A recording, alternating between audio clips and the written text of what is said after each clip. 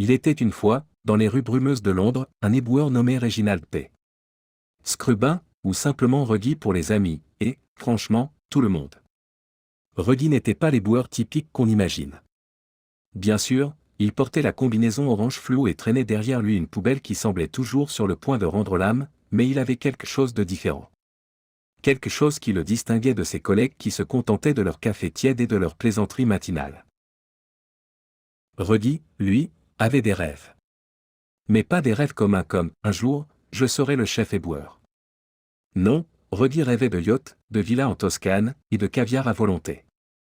Ce qui, avouons-le, est un peu contradictoire quand on passe ses journées à traquer des emballages de fish and chips et des canettes de soda écrasées. Mais Ruggy avait une qualité rare dans ce métier, il avait l'œil. L'œil pour les opportunités, l'œil pour les trouvailles qui allaient changer sa vie. Tout a commencé un matin où le soleil peinait à percer les nuages gris de Londres, comme d'habitude. Ruggy, avec son sens aigu de l'observation, remarqua une chose étrange. Un vieux quartier de la ville, connu pour ses ruelles tortueuses et ses habitants excentriques, avait accumulé plus de déchets que d'habitude. Un détail que personne d'autre n'aurait remarqué. Sauf Ruggy. C'était dans cette rue que Ruggy trouva son premier trésor.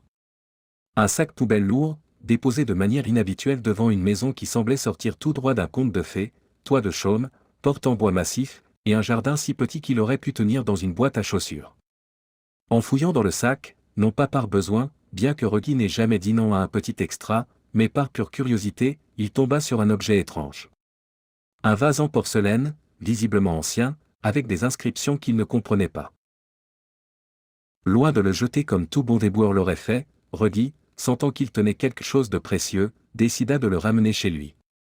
Là, il se souvenait d'un de ses anciens amis de l'école primaire, Trevor, qui était devenu expert en antiquité, ou quelque chose comme ça. Bon, en réalité, Trevor vendait des souvenirs bon marché aux touristes, mais Ruggy n'était pas du genre à laisser passer une piste. Trevor, en voyant le vase, ouvrit grand les yeux. Ruggy, dit-il, après avoir examiné l'objet, c'est un vase Ming. Tu sais ce que ça veut dire? Ruggy, qui n'en avait pas la moindre idée, hocha simplement la tête, tentant de ne pas paraître complètement ignorant. Bien sûr que je sais, répondit-il avec assurance, avant d'ajouter, mais rappelle-moi, ça vaut combien, ces machins? Trevor, reprenant son souffle, expliqua que ce vase pouvait se vendre pour une somme rondelette, disons plusieurs centaines de milliers de livres. Et c'est là que la vie de Ruggy prit un tournant inattendu. Mais ce n'était que le début. L'histoire du vase Ming fit le tour du quartier, et bientôt, les gens commencèrent à murmurer que l'éboueur Ruggy avait le don de trouver des trésors. Certains disaient qu'il avait la chance de son côté, d'autres que c'était une bénédiction des esprits de la ville, les esprits de Londres sont, après tout, connus pour être excentriques. Peu importait la raison, car bientôt, chaque sac poubelle que Ruggy ramassait devenait une nouvelle aventure. Il trouva un jour une vieille montre de poche en or, cachée sous un tas de vieux journaux, qu'il revendit pour un prix astronomique.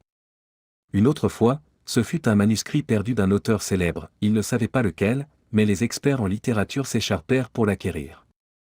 À chaque découverte, Ruggy s'enrichissait un peu plus. Les journaux s'emparèrent de l'histoire.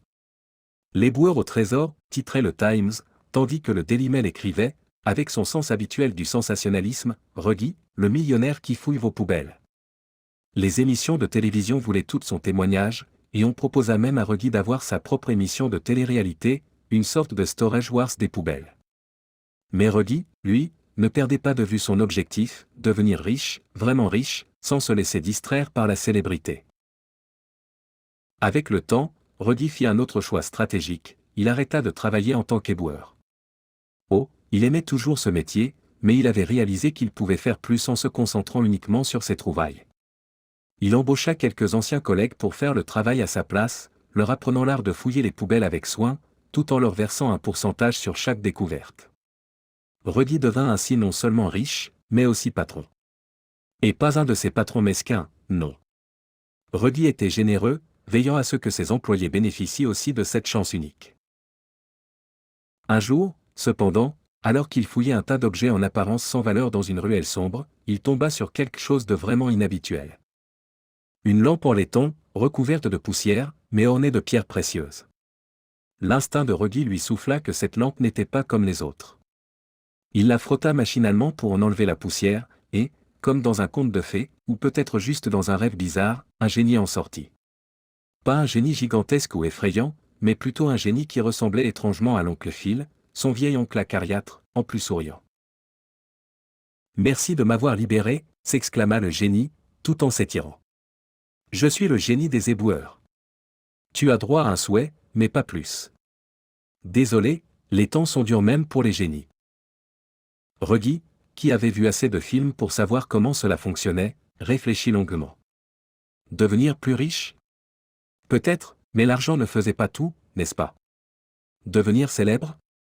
Non merci, déjà trop de gens le reconnaissaient dans la rue. Puis il eut une idée. Je souhaite que toutes mes découvertes futures ne soient pas seulement riches en valeur, mais en histoire, dit Reggie, avec un sourire en coin.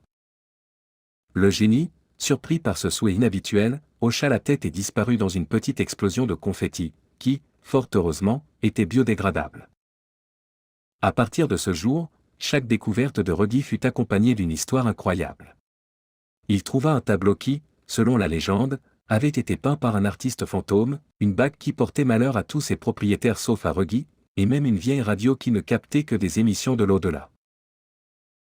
Reggie devint plus qu'un simple millionnaire. Il devint une légende vivante, un collectionneur d'histoires et de trésors dont chaque pièce avait une âme. Les musées se disputaient pour exposer ses trouvailles, et les écrivains du monde entier s'inspiraient de ses découvertes pour écrire des romans à succès. Un jour, Reggie décida d'organiser une grande exposition à Londres, où il exposerait ses trésors les plus étranges et raconterait leurs histoires. Des gens affluèrent de partout pour y assister. Et là, au milieu de la foule, il vit Trevor, son vieux camarade, qui, grâce à Reggie, avait désormais une boutique d'antiquités prospère. « Je t'avais dit que tu avais l'œil, Reggie, » lui dit Trevor en souriant. Reggie sourit en retour, sachant que sa richesse n'était pas seulement dans l'or et l'argent, mais dans les histoires qu'il avait recueillies au fil des ans. Des histoires qu'il partageait avec tous ceux qui voulaient bien les entendre. Et ainsi, l'éboueur de Londres devenu millionnaire passa le reste de ses jours à explorer les recoins de la ville, non plus pour l'argent, mais pour la magie des histoires et des trésors que seule la ville de Londres pouvait offrir. Car après tout, comme le disait Reggie à qui voulait bien l'entendre, ce ne sont pas les trésors qui nous rendent riches, mais les histoires que nous vivons en les trouvant. Et c'est ainsi que, même après des années, les gens continuent de parler de Reggie, l'éboueur qui n'avait pas seulement trouvé la richesse dans les poubelles de Londres, mais aussi une vie extraordinaire, remplie de mystères, d'aventures, et de beaucoup, beaucoup d'humour.